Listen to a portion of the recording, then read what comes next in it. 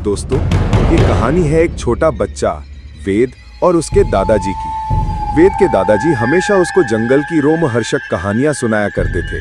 उनके बचपन में वो स्कूल जाते समय जंगल के सुनसान रास्ते से गुजर रहे थे। साथ में उनकी स्कूल की बैग और कंधे पे एक मजबूत डंडा। घने पेड़ों से भरा हुआ वो जंगल का सुनसान रास्ता डर का माहौल पैदा कर रहा था। चलते चलते उन्हें याद आया गांव वालों ने कही उस भालू की कहानी। झाड़ियों के बीच चलते चलते अचानक एक पेड़ के पीछे कुछ हरकत हुई। कौन है वहां? उन्होंने जोर से पूछा और सामने से आया एक बड़ा बालों वाला भालू। लेकिन वो भालू गुस्से में नहीं था।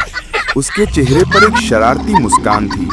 वो बोला, मैं लोगों को खाता नहीं, मैं उन्हें गुदगुदी करता हूँ।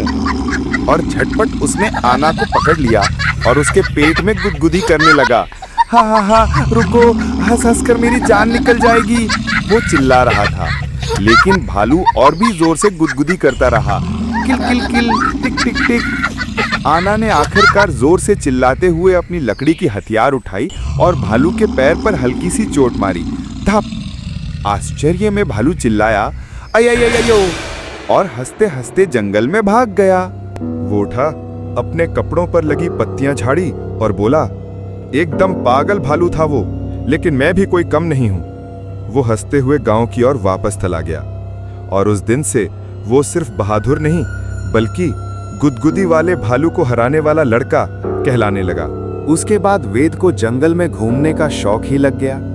वो अक्सर अपने दादाजी का दिया हुआ लकड़ी का हथियार लेकर जंगल में जाया करता।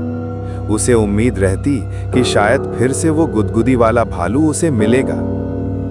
एक दिन जब वेद हमेशा की तरह जंगल में घूम रहा था, तभी उसे दूर से वही बड़ा बालों वाला भालू दिखा। लेकिन जैसे ही भालू ने वेद को देखा, वो डर कर तुरंत जंगल में भाग गया।